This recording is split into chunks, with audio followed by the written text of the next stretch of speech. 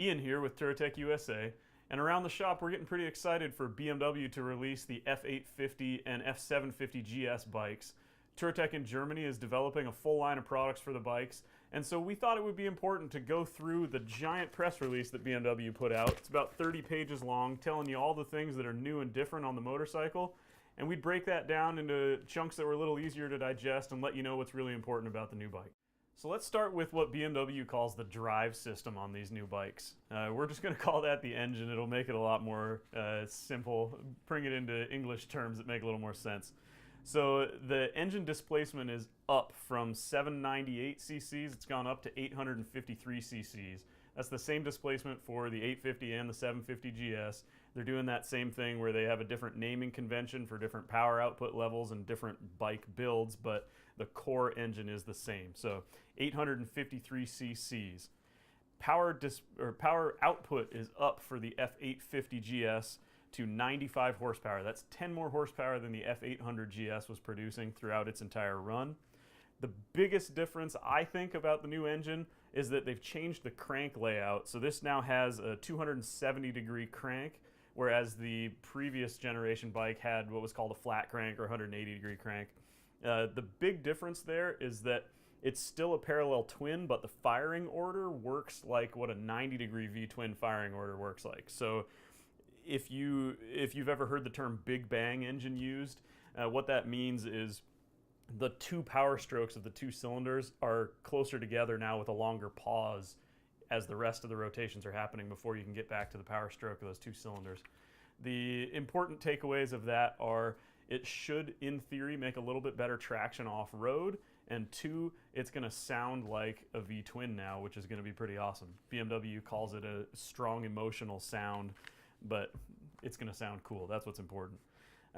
The compression is up. They've gone from a 12-to-1 compression to a 12.7-to-1 compression. That's just giving you more horsepower as well as helping clean up the emissions a little bit because you get a more complete burn.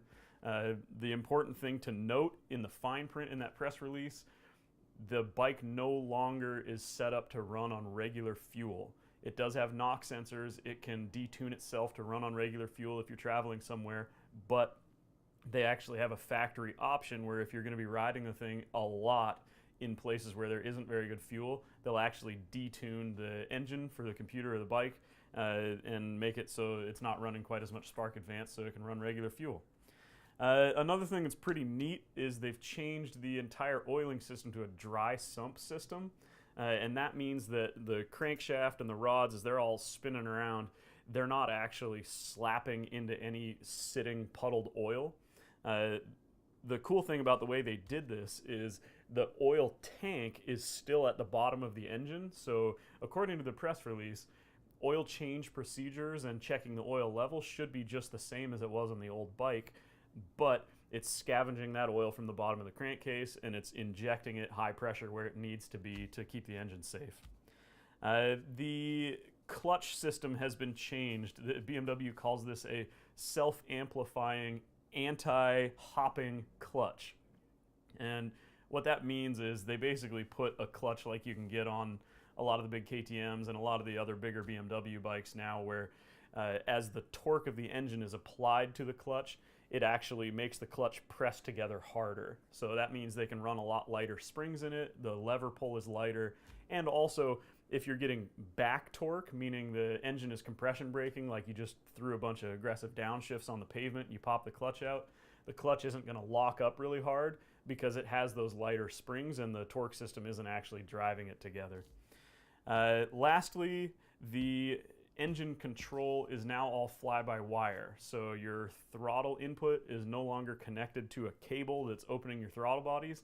Now your throttle input is telling the computer how much power you'd like from the bike, and the computer on the bike can decide how much power it wants to give you.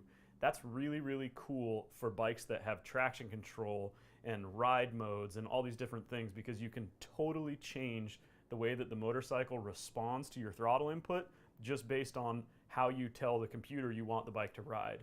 The other thing that's great about that is this enables cruise control, which is now an option for the F850GS. We'll go into more detail about that later as we get into some of our further segments. So if you want to learn more, check out our website, touratech-usa.com.